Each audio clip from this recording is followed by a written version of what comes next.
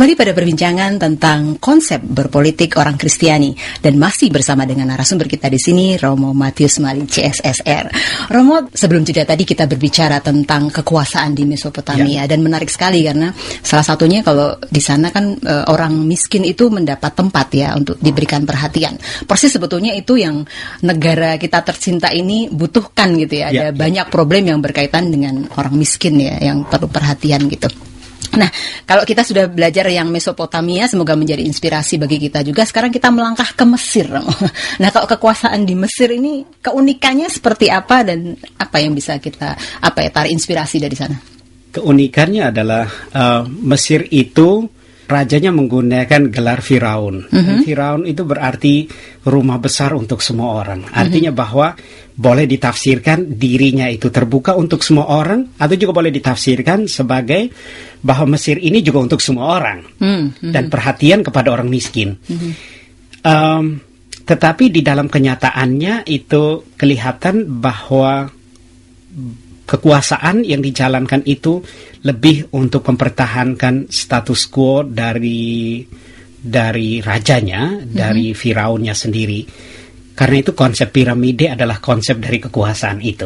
Yang paling top di atas itu yang mengerucut adalah raja, terus kemudian kepada pegawai-pegawainya sampai kepada rakyat pada tingkat bawah yang paling bawah. Dan itu adalah konsep itu, bahwa raja menopang kekuasaan raja, tetapi juga berarti bahwa raja itu penguasa tunggal di atasnya. Dan bagi saya akhirnya kita belajar dari situ bahwa kekuasaan tidak bolehlah demikian, karena kekuasaan yang demikian adalah kekuasaan yang otoriter dan pastilah kekuasaan yang menindas.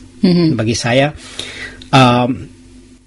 kita bisa belajar dari situ untuk tidak menggunakan kekuasaan untuk melanggengkan politik untuk melanggengkan kekuasaan, tetapi betul menggunakan kekuasaan itu untuk seperti konsep dasar dari Firaun, terbuka untuk semua. Firaun itu rumah besar, terbuka untuk semua. Artinya menerima semua orang di dalam kehidupan kita, termasuk di dalam kehidupan raja itu. Tetapi juga berarti bahwa seluruh negeri itu, kalau boleh kita bilang Indonesia, terbuka juga untuk semua orang. Siapa saja bisa hidup di tempat ini dan hidup yang damai. Itu untuk yang di Mesir ya Romo ya. Kemudian kita juga akan belajar nih atau melihat inspirasi juga dari 3 fase sejarah politik Israel, dari masa prakerajaan, masa kerajaan, dan masa post kerajaan. Seperti apa ini Romo? Kekuasaan yang menguat pada mereka adalah bagaimana mereka berusaha untuk mempertahankan tanah itu sebagai atau tanah air itu sebagai hal yang paling mendasar gitu. Jadi mereka betul-betul berusaha mempertahankan tanah yang mereka sudah dapat, tetapi juga kadang-kadang beli tanah dari orang lain, dan seluruh tanah itu menjadi bukan milik pribadi tetapi milik suku. Dan dilarang untuk menjual kepada orang lain. Boleh membeli tetapi dilarang menjual. Kalau membeli berarti ini menjadi milik suku, dan mereka berusaha untuk mempertahankan tanah ini dari agresi orang lain. Nah, untuk itu mereka membangun kebersamaan hidupnya. Artinya bahwa setiap suku-suku itu bersatu kalau ada ancaman dari luar. Dan betul-betul mereka harus betul berusaha, dan raja atau pemerintah dapat memaksa semua orang untuk ikut berperang membela tanah air. Nah, poin saya adalah itu, bahwa kerajaan Israel mereka memainkan politik untuk membela tanah air. Itu nomor 1. Tentu kita bisa, kalau konsep kita sekarang seperti Machiavellian gitu ya, yang menempatkan kerajaan itu, yang menekankan kekuasaan negara di atas segala-galanya. Tetapi bagi saya poinnya untuk kerajaan Israel, mereka tidak mengenal itu karena mereka lebih mementingkan untuk tanah air dipakai bersama, untuk hidup bersama. Ya, hanya satu-satu legitimasi yang dibenarkan adalah kalau adanya agresi dari luar, lalu mereka mempertahankan kekuasaannya. Tetapi selebihnya diserahkan kekuasaan itu kepada masing-masing suku untuk mengatur sukunya, untuk hidup. Tetapi bagi saya poin kedua adalah dari kita belajar dari mereka adalah bahwa mereka bisa hidup berdampingan satu dengan yang lain. Dan tentu saja poin pengikat mereka adalah bahwa mereka hidup bersama sebagai sebagai saudara karena mereka diikat oleh Allah yang sama. Diikat oleh Yahweh, dan mereka meyakini bahwa Yahweh itulah Allah nenek moyang mereka. Karena itu kalau ditampilkan Allah, siapa nama Allahmu? Dia katakan Allah Abraham, Allah Ishak, dan Allah Yakub gitu ya. Allah nenek moyang kami. Artinya itulah yang mengikat, dan sekaligus juga Allah itu dikenal sebagai Allah pembebas karena membebaskan mereka dari Mesir. Dan poin itu, Allah pembebas dari Mesir adalah Allah yang betul-betul mengikat mereka, menyatukan mereka, dan membuat mereka menjadi bersaudara. Nah, poin apa yang kita bisa belajar bagi saya dari model pemahaman macam itu adalah bahwa kita boleh belajar bahwa kita sebagai saudara mestinya diikat oleh sebuah perasaan atau sikap religius kita yang lahir dari hati kita karena kita mempunyai Allah yang satu, Allah yang sama, gitu ya. Jadi berarti kalau kita menarik untuk kehidupan kita di Indonesia, kita ini bangsa yang beragama, menyembah Allah, menghormati Allah, gitu ya. Selayaknya haruslah kita hidup bersaudara.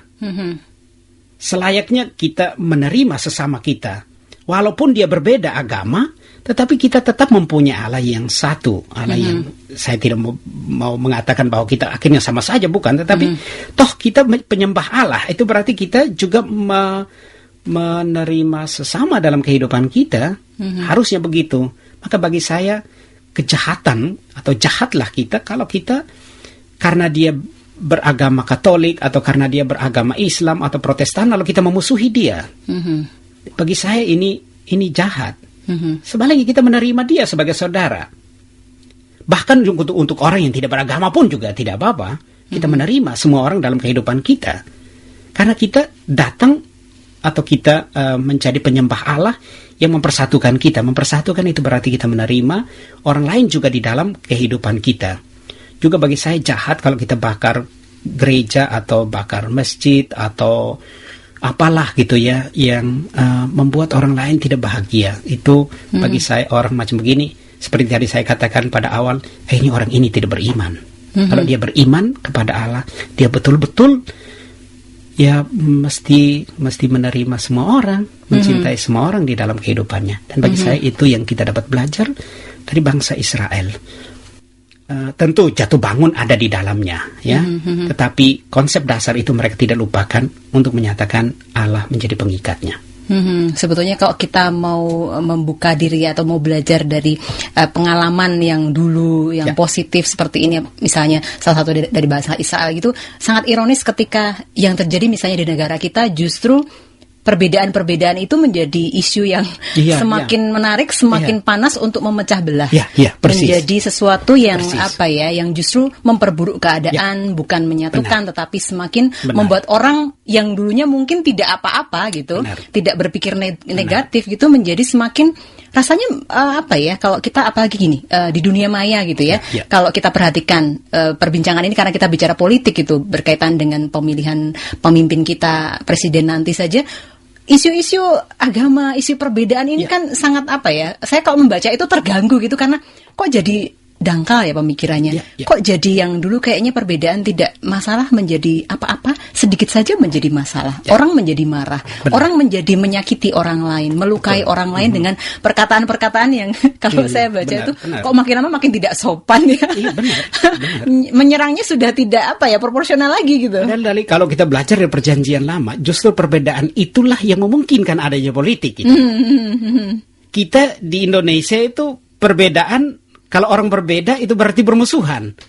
Kalau kamu berbeda pendapat dengan saya berarti kamu musuh. Padahal ini normal, ya kan?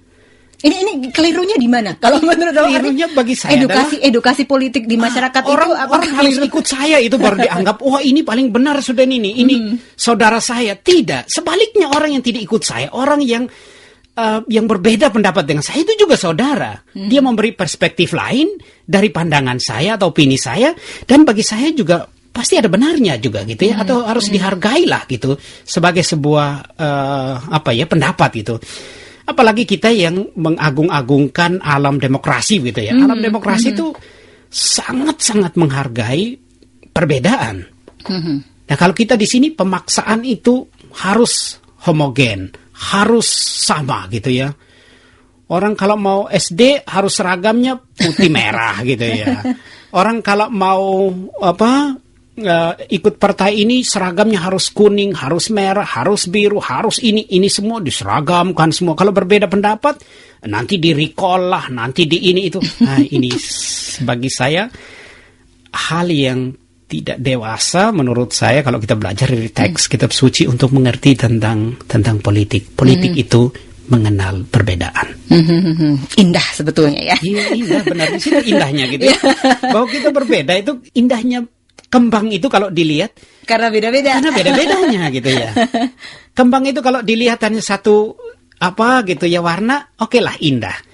Tapi jauh lebih indah kalau warna-warni gitu. Wah, itu kita bisa menikmati berjam-jam. Tapi kalau kita hanya lihat mawar saja warna merah, sudahlah, lihat 1 menit selesai gitu ya. Tapi kalau ada banyak warna-warni di situ kita lihat, wah, indahnya. Dari situlah politik. Indahnya politik itu di situ karena adanya perbedaan. Tapi kita di sini itu persis perbedaan itu digunakan untuk mencari kelemahan lah, menghantam orang, mencari sebagai itu musuh dan lain sebagainya, dan ini kejahatan menurut saya. Semoga perbincangan ini menjadi inspirasi yang positif. Nah, Romo, yang khas muncul di dalam Perjanjian Lama itu adalah kritik profetis terhadap kekuasaan politik, ekonomi, dan militer. Nah, bagaimana para nabi itu berperan dalam hal ini?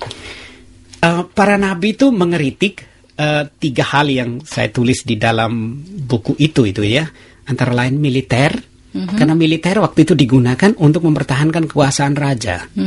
Lalu apalagi tadi politik, ekonomi. Politik gitu ya, kekuasaan politik itu dipakai untuk membenarkan diri.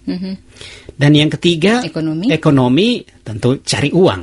Dan para nabi itu melihat bahwa raja-raja atau penguasa atau pemerintahan pada zaman itu betul-betul berpusat atau 3 hal itu berpusat pada diri raja, dan karena itu dia sewenang-wenang menggunakan militer untuk dirinya, politik untuk dirinya, ekonomi untuk dirinya, memperkaya diri, dan juga tentu untuk punya istri banyak dan lain sebagainya. Ini yang dikritik oleh para nabi. Para nabi ingin mendudukkan politik itu, ini segi baru menurut hemat saya dari kritik para nabi. Mereka ingin mendudukkan politik itu pada segi keadilan sosial. Bahwa politik itu haruslah membawa orang atau harus membawa seluruh nuansa politik itu atau seluruh nuansa negara itu kepada keadilan sosial. Dan keadilan sosial itu berarti bukan sekedar menerima orang, bukan sekedar memperlakukan orang menurut hak dan kewajibannya, tetapi lebih dari itu adalah perhatian dan compassion itu kepada orang yang menderita, kepada orang yang miskin, kepada orang yang terlantar. Dan itulah bagi saya kritik profetis yang ingin mendudukkan bahwa kita melihat orang, khususnya rakyat itu sebagai subjek dari keberadaan negara.